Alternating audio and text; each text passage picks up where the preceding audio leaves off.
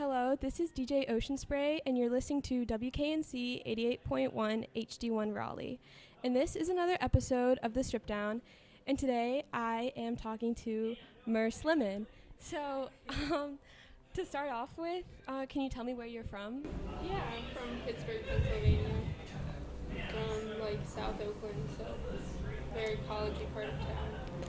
And when did your current project begin?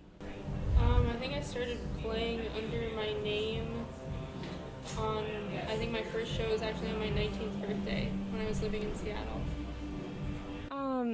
And could you tell me a little bit about your relationship with music, when you kind of started being interested in it and playing instruments or singing and stuff? Yeah, I was always around music. My parents played music. I went to a lot of shows. And when I was between 9 and 12, I wrote my own songs and played shows. I had a punk band and an a cappella group, and around 12 or 13 is when I kind of stopped playing music and kind of re-entered that world when I was 19. Or when I was 17 and moved to Seattle, but I didn't kind of share it for another couple years. And what made you choose to make music under your own name rather than a stage name or something? Yeah, I kind of questioned that too. So I'm damn, I could put out something more clever, but it was never a intentional decision. I think my first demos were on Tumblr. Nobody ever has Merce Lemon, it's never a domain that's taken. So Yeah. Tumblr was Merce Lemon, my every social media, so it kind of just snowballed into it always being that. And Yeah. it works as a stage name in a way that sometimes people come up to me after shows and ask me what my real name is. So Yeah. it kind of still serves its purpose. I come up with a clever name for Merce Lemon and Yeah. taking advice on that. And are you involved in any other music projects currently? Strangely, no. I've always kind of been the leader of my own projects, and I'm very self-taught, so something that I'm really curious to get into is playing with other people and not being the front person.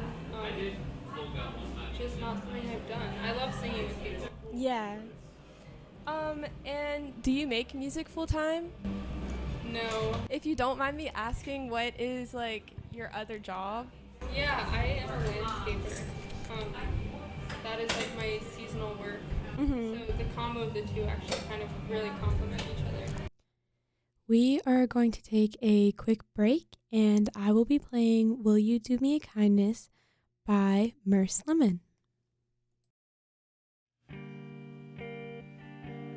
I cooked dinner with some friends, tidy up the house, tie up loose ends, and now the sun has yet to set. A little staring at the ceiling, pick a book I never read, and I get lonely for a bit. Comes in waves and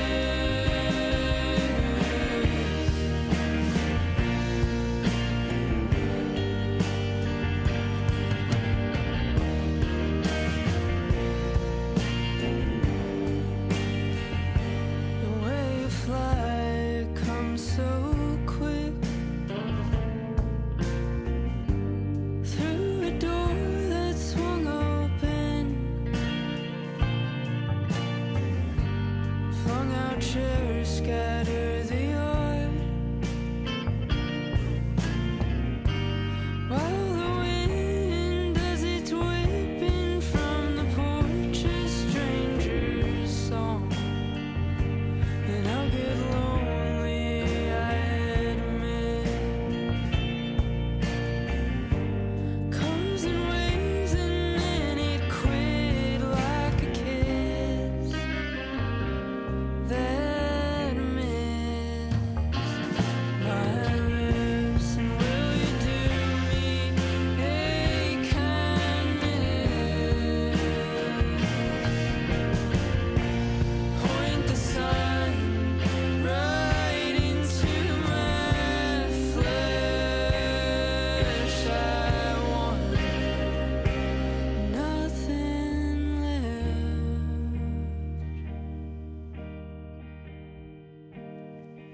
I'll paint that high cherry red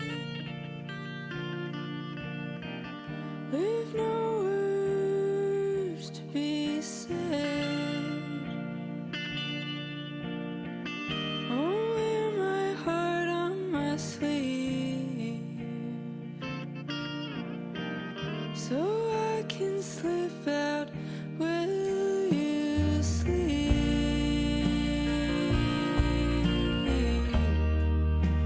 Will you sleep?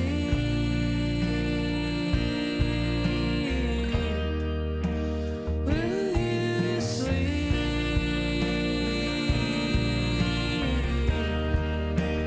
Will you sleep?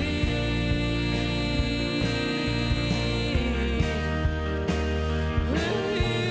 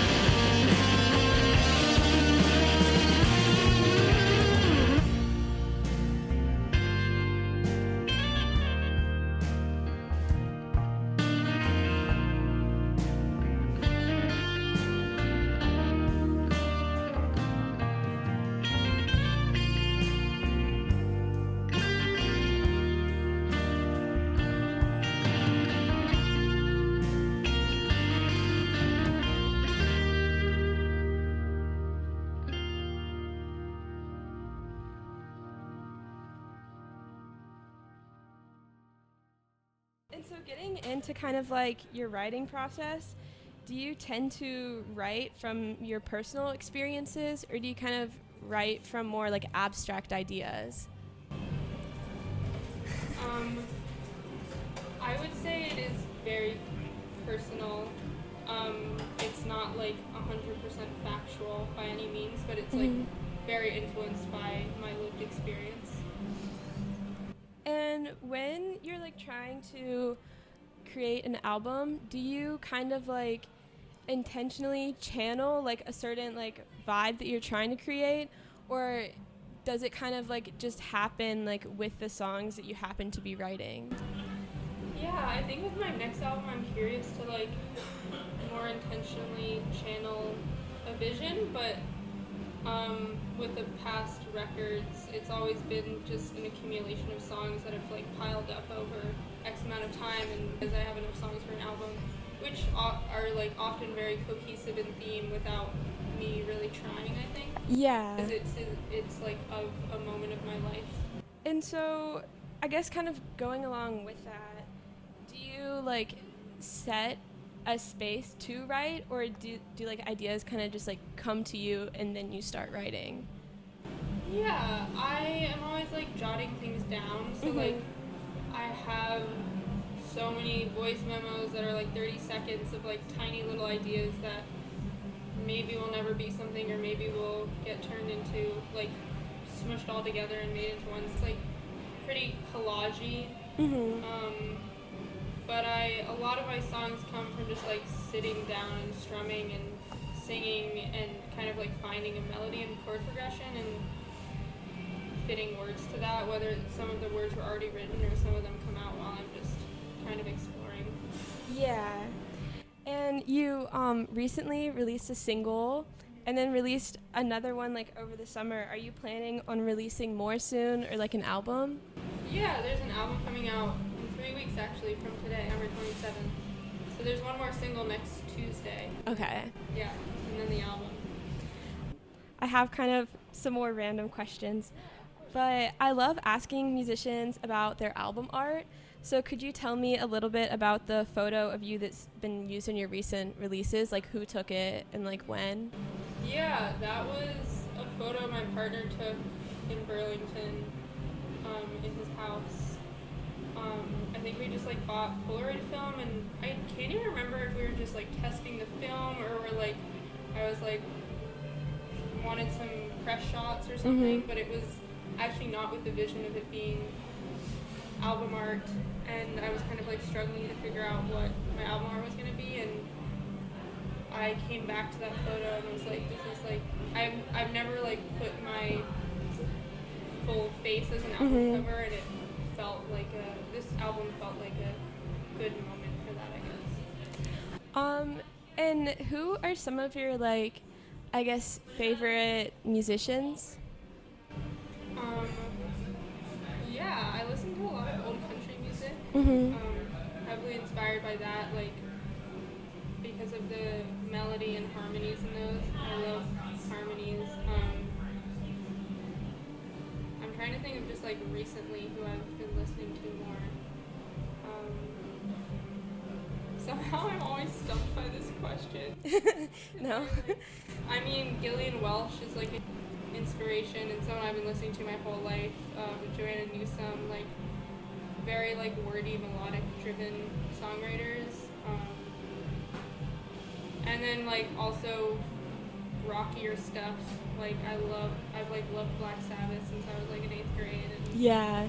yeah, so like kind of pulling from all of those things, not just like one genre. And so since we are here at Hopscotch, are there any like musicians that you are excited to see this weekend? Yeah, a lot of my friends are playing, which is kind of why I'm here. I was having a bit of FOMO. I wanted to hang out with everybody.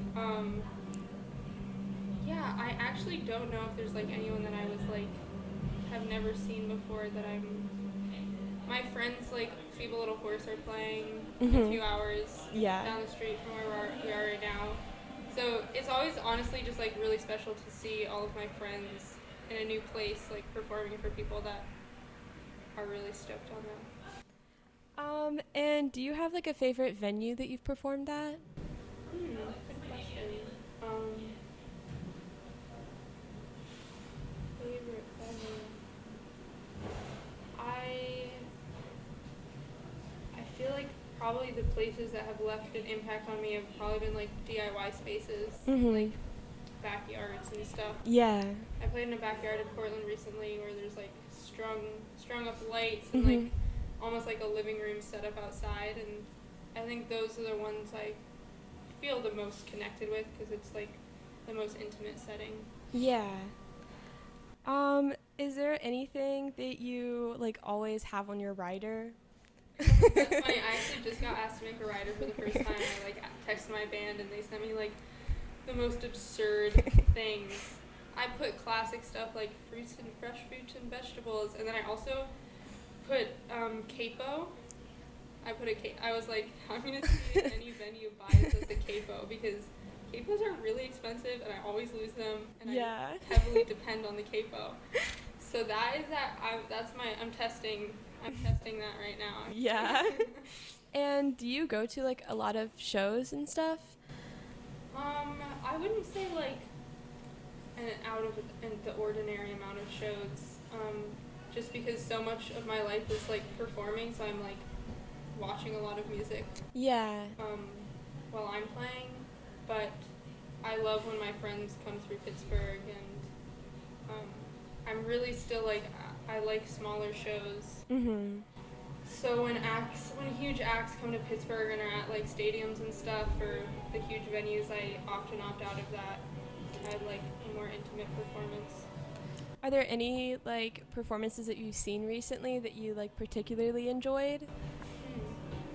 Yeah, I just stayed with my friend Erin, who's in the band Fust. Yeah. Yeah, and I met them at South by this past March, and we both played this like unofficial day party at this gallery that was like completely unprepared to host a show, and it was the first time meeting all those guys. I like toured with Sluice, and a lot of the members are the same.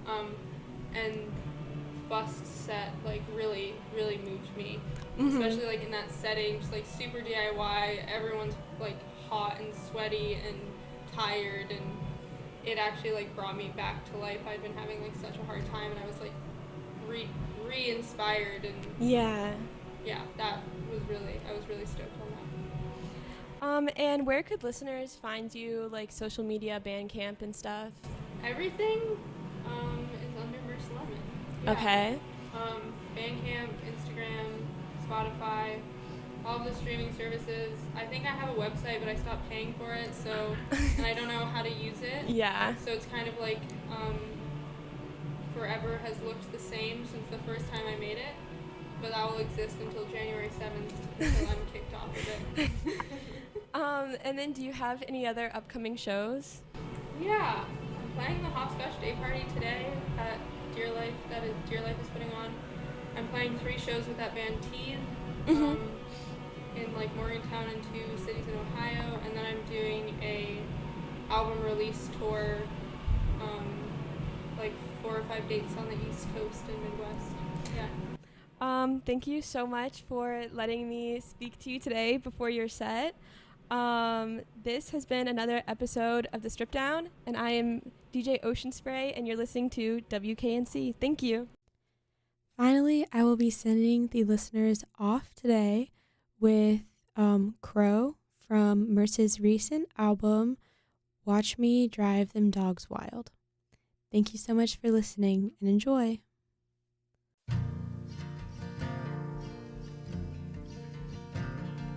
A murderous flock beating the wind. They don't need any friends. They're up to their necks in them. Say I was a lonely gust of wind. Could I redirect them? I'd make a city of this ghost town. Even let the crows come, rest their necks and nest their young. Even let the crows come, rest their necks and nest their young.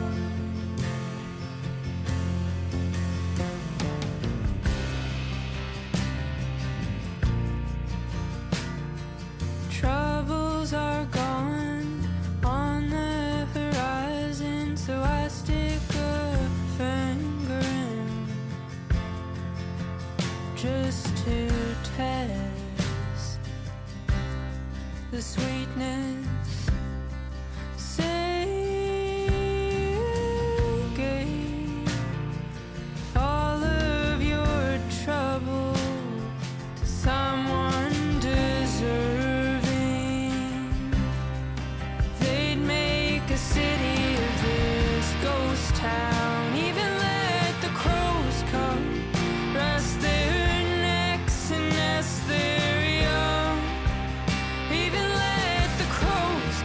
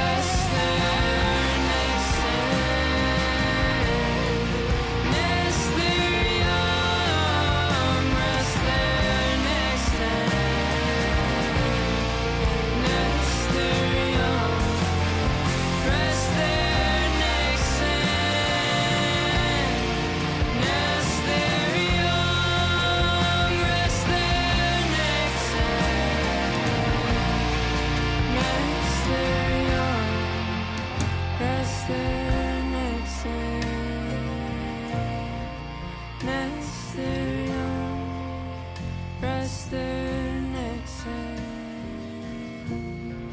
nest their young, rest their necks and nest their young.